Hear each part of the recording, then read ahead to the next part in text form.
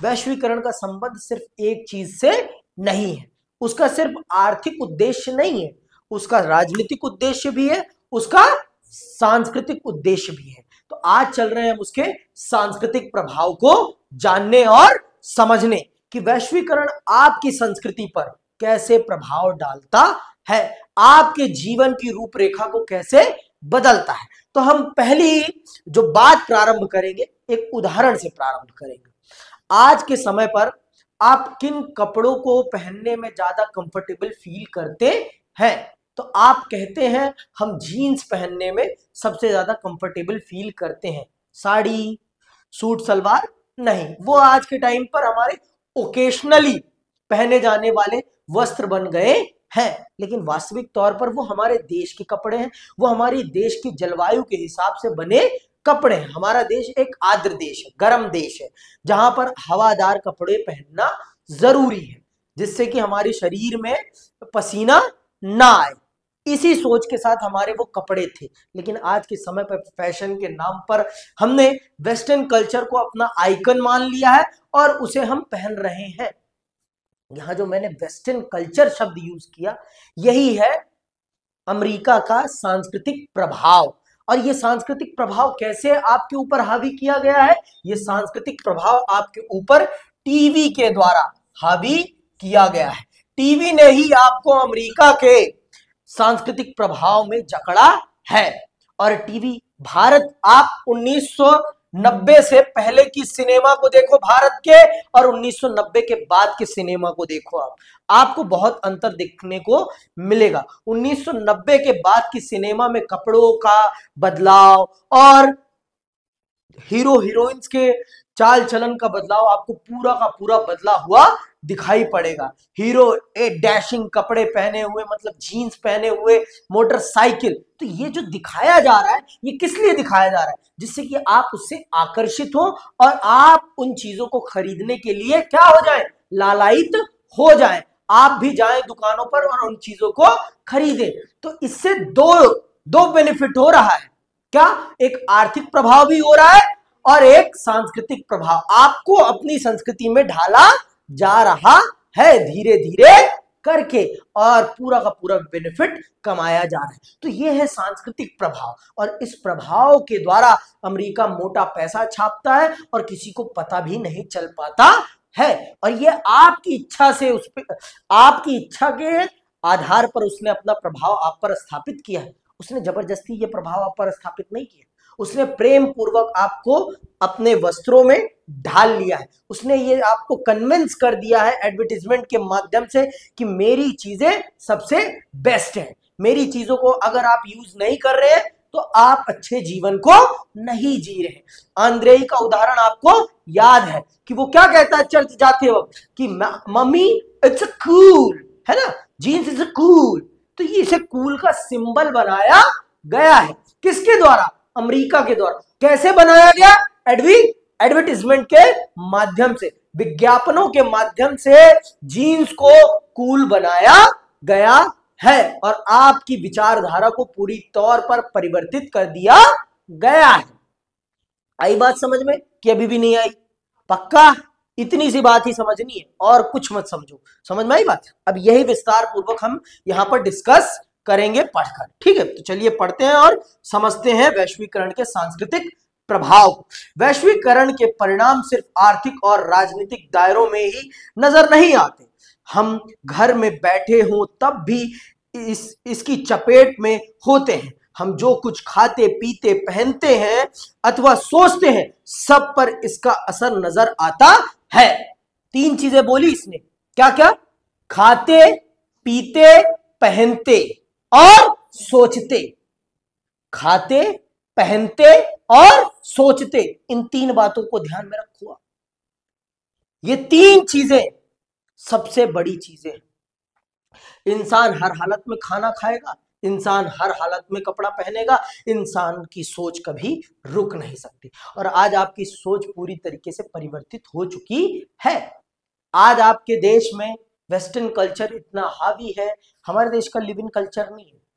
मैं ये उदाहरण इसलिए ले रहा हूं क्योंकि ये हम सबके समझ में ज्यादा अच्छे से आएगा। लेकिन आज मूवियां उन पर बनवाई जा रही कि नहीं बनाई जा रही? कौन सी मूवी याद है कोई इस पर बनी? एक मूवी का नाम, हाँ नाम याद नहीं है? कार्तिक आर्यन और कृति सेनन को, हाँ लुका छुपी। उसके माध्यम से इस चीज को प्रमोट करने की कोशिश की गई है कि नहीं करी गई है ना? उस कल्चर को एक बेहतर कल्चर दिखाया गया है, मानेंगे आप? तो ये क्या है? ये एक प्रकार से उस विचारधारा को आपके मन में बिठाने की कोशिश की जा रही है कि वो कल्चर बेहतर है, उसमें ज्यादा अंडरस्टैंडिंग बनती है। लेकिन अंडरस्टैंडिंग के चक्कर में जब आपकी जिंदगी बर्बाद हो जाती है तो उसका क्या? उसके लिए कौन जिम्मेदार होगा? उसके लिए तो कोई जिम्मेदार नहीं। तो इन सब चीजों को समझना हम सबके लिए बहुत जरूरी है, ठीक है? तो ये सोच अमेरिका ने अपनी आपके मन में ये सोच डाल दी है कि मेरा ही फास्ट फूड सबसे अच्छा फास्ट फूड है। आप पिज्जा के बारे में सोचते हैं तो आपके मन में सबसे पहला ख्याल किस ब्रांड का आता है? डोमिनोज आता है। क्यों? उसके अलावा कोई ब्रांड ही नहीं है पिज्जा का, है ना? है तो बहुत सारे, लेकिन पिज्जा जब आएगा तो सबसे पहले कौन आएगा? डोमिनोज आएगा। बर्गर जब आएगा तो सबसे पहले कौन आएगा? मैकडी आएगा। और जीन्स आएगी सबसे पहला ख्याल तो जीन्स का कौन सा ब्रांड आता है आपके मन में? लिवाइस, है ना? आता है कि नहीं आता? तो ये क्या है?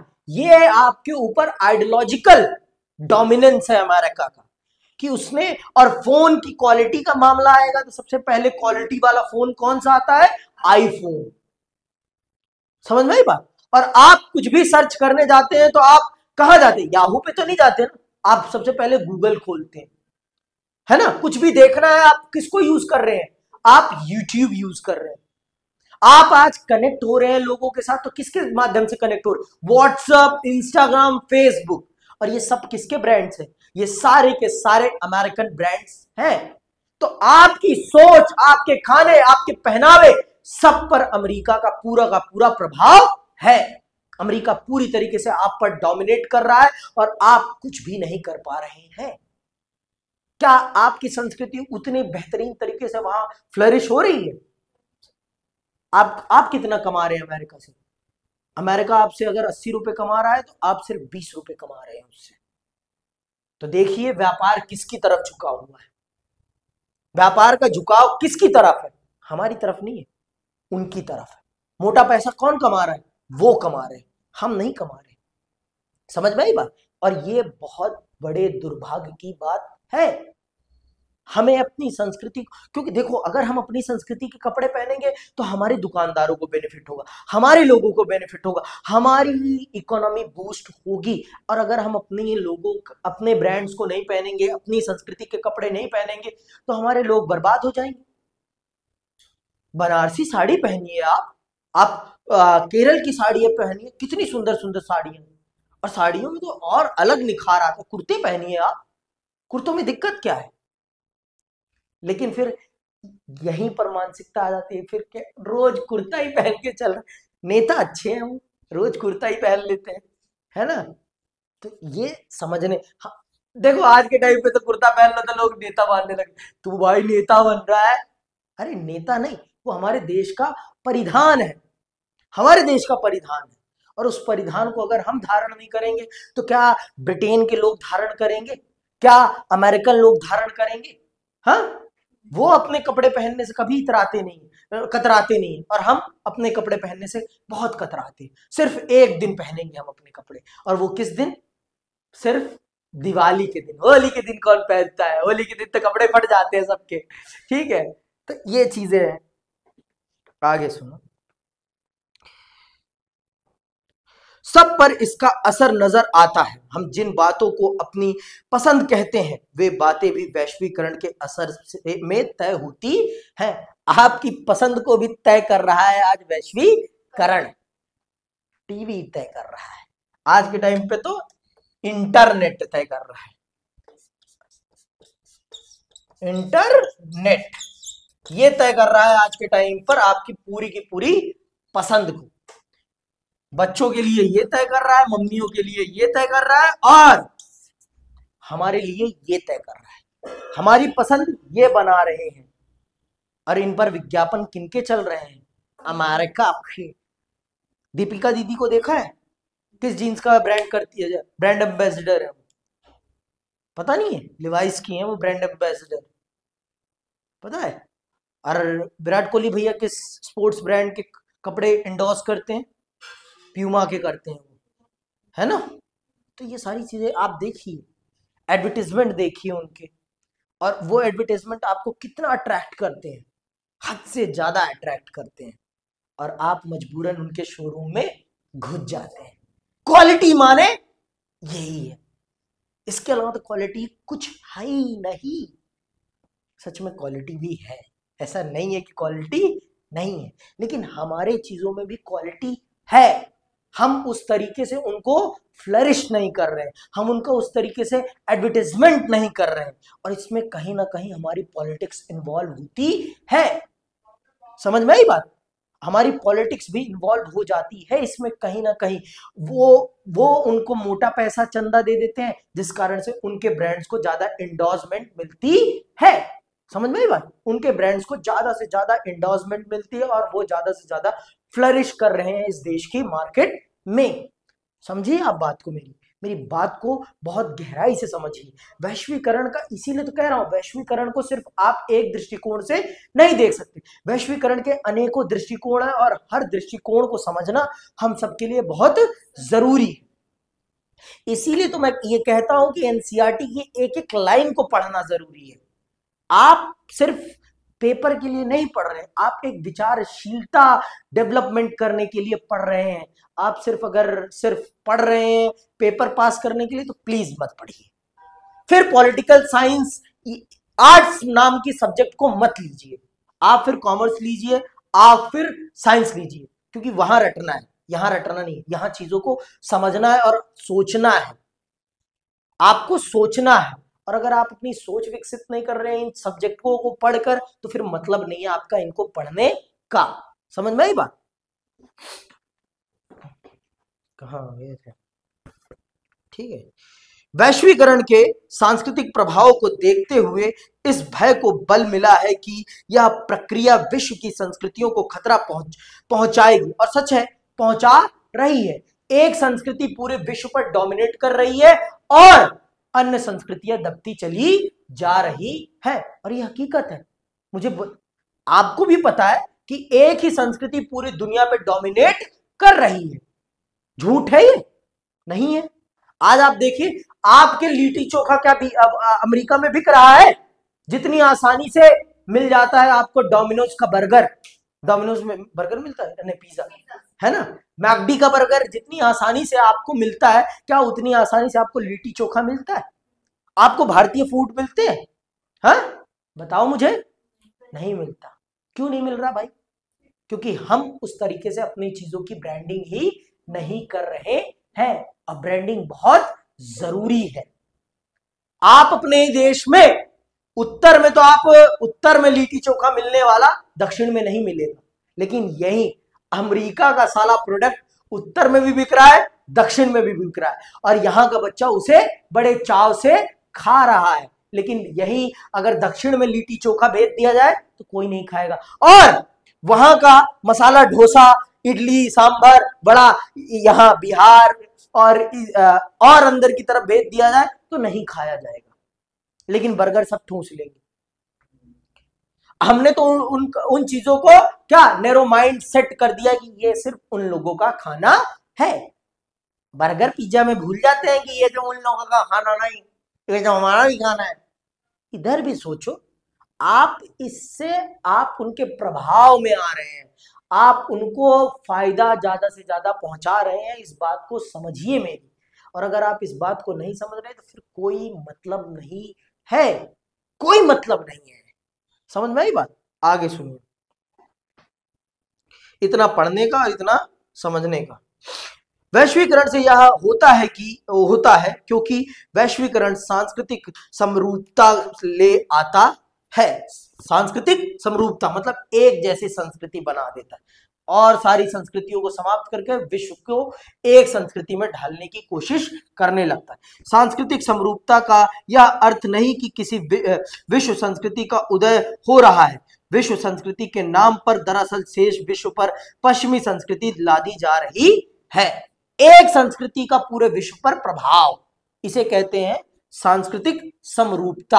आपसे पूछा जा सकता है आपसे 3 नंबर के प्रश्न में कि सांस्कृतिक समरूपता क्या है। तो सांस्कृतिक समरूपता का कदापि ये अर्थ नहीं है कि कोई विश्व संस्कृति पनप रही है अर्थात, परंतु इसके विपरीत एक संस्कृति का पूरे विश्व पर प्रभाव बढ़ रहा है, इसको कहते हैं सांस्कृतिक समरूपता।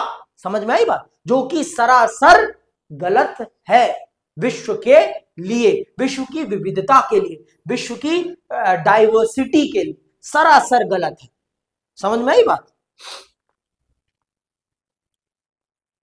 हम लोग अमेरिकी वर्चस्व वाले अध्याय 3 में वर्चस्व के सांस्कृतिक अर्थ के अंतर्गत इस बात को पढ़ चुके हैं। कुछ लोगों का तर्क है कि बर्गर अथवा नीली जीन्स की लोकप्रियता का नजदीकी रिश्ता अमेरिकी जीवन शैली के गहरे प्रभाव से, क्योंकि राजनीतिक और आर्थिक रूप से प्रभावशाली संस्कृति कम ताकतवर समाजों पर अपनी छाप छोड़ती है और संसार वैसा ही देखता है जैसा ताकतवर संस्कृति इसे बनाना चाहती है। जो यह तर्क देते हैं वे अक्सर दुनिया के मैकडॉनल्डीकरण की तरफ इशारा करते हैं। मतलब अमेरिका का डोमिनेंस बताता है। ये शब्द जो है मैकडॉनल्डीकरण, मैकडॉनल्ड से जुड़ा हुआ है, तो ये अमेरिका के सांस्कृतिक वर्चस्व को बताने का शब्द है। तो इस पे प्रश्न पूछा जा सकता है मैकडॉनल्डीकरण का क्या अर्थ है।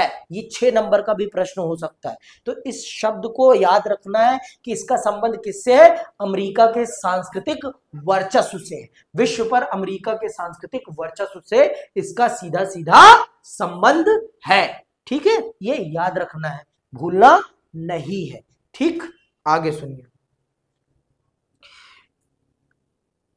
उनका मानना है कि विभिन्न संस्कृतियां अब अपने को प्रभावशाली अमेरिकी ढर्रे पर ढालने लगी हैं, क्योंकि इससे पूरे विश्व की समृद्ध सांस्कृतिक धरोहर धीरे धीरे खत्म होती है। इसीलिए यह केवल गरीब देशों के लिए ही नहीं बल्कि समूची मानवता के लिए खतरनाक है। आप देखिए, आप इंटरव्यू में जाने के लिए कुर्ता पजामा पहनते हैं? क्या पहनते हैं? है ना, कोट पैंट शर्ट, है ना, ये है आपके इंटरव्यू का ड्रेस कोड, है ना। तो ये क्या दिखा रहा है कि आप उन्हें सुपीरियर मानते हैं, अपने आप को इंफीरियर मानते हैं। आप अपनी संस्कृति को इंफीरियर मानते हैं और उनकी संस्कृति को सुपीरियर मानते हैं। भाषा में भी तो यही है, भाषा में भी यही है कि आप अपने देश की भाषाओं को इंफीरियर मानते हैं और उनकी भाषा को बोलने में बहुत सुपीरियरिटी फील करते हैं, बहुत गौरव फील करते हैं। किस बात का गौरव? कौन सा गौरव है उनकी भाषा में? मैं भी तो जानूं। साला आधा हिंदुस्तान उस भाषा को समझ तक नहीं पाता और बोलने में यहाँ के लोग बहुत अपने आप को गर्व महसूस करते। यही गर्व महसूस करते क्योंकि आधे लोग उनकी बात को ही नहीं समझ पाते। इस बात का उन्हें गर्व है कि हम इनसे अलग हैं। अलग हो तो एकदम से अलग हो जाओ ना, इस देश को छोड़ो और वहां जाके रहो। क्यों रह रहे हो यहां? इस देश के संसाधनों को भोग क्यों कर रहे हो? फिर अगर इस देश की भाषा संस्कृति से आपको प्रेम नहीं है तो इस देश के संसाधनों का प्रयोग करने का अधिकार भी आपको नहीं मिलना चाहिए। आप इस देश में रहने के काबिल नहीं है। आप भाषा के नाम पर जो भेदभाव करते हैं इस देश में, यह भी सांस्कृतिक भेदभाव है और यह अमेरिका के डोमिनेंस को दिखाता है पूरे विश्व पर। जो ये अगर देखो, अगर अंग्रेजों ने हम पर शासन नहीं किया होता तो हम कभी भी अंग्रेजी नहीं बोलते। अगर इन दक्षिण अमेरिकी देशों में फ्रेंच और स्पेनिश बोली जाती तो क्यों बोली जाती? क्योंकि उन देशों ने इन्हें अपना गुलाम बनाया था। समझ में आई बात? और अमेरिका में अंग्रेजी बोली जाती है, स्पेनिश बोली जाती है तो क्यों बोली जाती है? क्योंकि उन्हें भी इन्होंने ही अपना गुलाम बनाया था। सीधी बात है, सीधी बात है। तो आज भी हम गुलामी वाली मानसिकता में क्यों जीना पसंद कर रहे हैं? क्यों नहीं समझ रहे कि ये गुलामी की मानसिकता हमें छोड़नी पड़ेगी, तभी हम अपने विकास को सुनिश्चित कर पाएंगे। जापान तो किसी की भाषा नहीं बोलता ना, जापान किसी की भाषा नहीं बोलता। जापान देखो कितने प्रगतिशील है। चाइना किसी की भाषा नहीं बोलता, वो हमसे आगे है। क्यों आगे है, कभी इस चीज पर भी तो हम रिसर्च करें ना। वो अपने ऊपर किसी की संस्कृति का प्रभावशील नहीं होने देता। जापान है, थोड़ा बहुत तो प्रभाव सबका है आज के टाइम पर, कपड़ों का प्रभाव तो सब जगह पहुंच गया है कि सूट बूट को ही एक एक अच्छा वस्त्र माना जाता है, ऑफिशियल कपड़े माने जाते हैं। इनको ऑफिशियल वस्त्र का टैग दे दिया गया है कि अगर आप पैंट शर्ट नहीं पहन रहे तो आप ऑफिशियल नहीं लग रहे, आप फिर कैजुअल लग रहे हैं। अगर आप जीन्स पहन रहे हैं तो कैजुअल, फंकी बोलते हैं ना, हाँ फंकी लग रहे हैं आप। तो आप समझिए इन सब चीजों को, आप समझदार बच्चे हैं। इसके साथ साथ यह मान लेना एक भूल है कि वैश्वीकरण के सांस्कृतिक प्रभाव सिर्फ नकारात्मक है। देखो मैंने पहले ही बता दिया, हर सिक्के के दो पहलू हैं, लेकिन नकारात्मक ज्यादा है, सकारात्मक कम है। नकारात्मक मतलब 70% एक देश का डोमिनेंस है सांस्कृतिक प्रभाव में, और 30% दूसरे देशों का भी प्रभाव है, थोड़ा बहुत तो है, ठीक है। संस्कृति कोई जड़ वस्तु नहीं होती। हर संस्कृति हर समय बाहरी प्रभावों को स्वीकार करते रहती है। कुछ बाहरी प्रभाव नकारात्मक होते हैं क्योंकि इससे हमारी पसंदों में कमी आती है। कभी कभी बाहरी प्रभावों से हमारी पसंद नापसंद का दायरा बढ़ता है, जो कभी इनसे परंपरागत सांस्कृतिक मूल्यों को छोड़े बिना संस्कृति का परिष्कार होता है। बर्गर मसाला डोसा का विकल्प नहीं है, इसीलिए बर्गर से वस्तुतः कोई खतरा नहीं है। इससे हुआ मात्र इतना है कि हमारे भोजन की पसंद में एक चीज और शामिल हो गई है। दूसरी तरफ नीली जीन्स भी हथकरघा पर बुने खादी के कुर्ते के साथ खूब चलती है। यहाँ हम बाहरी प्रभाव से एक अनूठी बात देखते हैं कि नीली जीन्स के ऊपर खादी का कुर्ता पहना जा रहा है। मजेदार बात तो यह है कि इस अनूठे पहरावे को अब उसी देश को निर्यात किया जा रहा है जिसने हमें नीली जीन्स दी है। जीन्स के ऊपर कुर्ता पहने अमेरिकियों को देखना अब संभव है। सांस्कृतिक समरूपता वैश्वीकरण का एक पहलू है, तो वैश्वीकरण से इसका उल्टा प्रभाव भी पैदा हुआ है। वैश्वीकरण से हर संस्कृति कहीं ज्यादा अलग और विशिष्ट होते जा रही है। इस प्रक्रिया को सांस्कृतिक विभेदीकरण कहते हैं। इसका मतलब यह नहीं कि संस्कृतियों के मेल जोल में उनकी ताकत का सवाल गौण है, परंतु इस बात पर भी ध्यान देना चाहिए कि सांस्कृतिक प्रभाव एक तरफा नहीं होता, कभी भी कुछ भी एक तरफा नहीं होता, लेकिन किसी का ज्यादा होता है, किसी का कम होता है। अमेरिका का हर चीज में डोमिनेंस है और इस चीज को कोई भी मना नहीं कर सकता। कि मना कर सकता है? नहीं कर सकता। अमेरिका का हर चीज में डोमिनेंस है।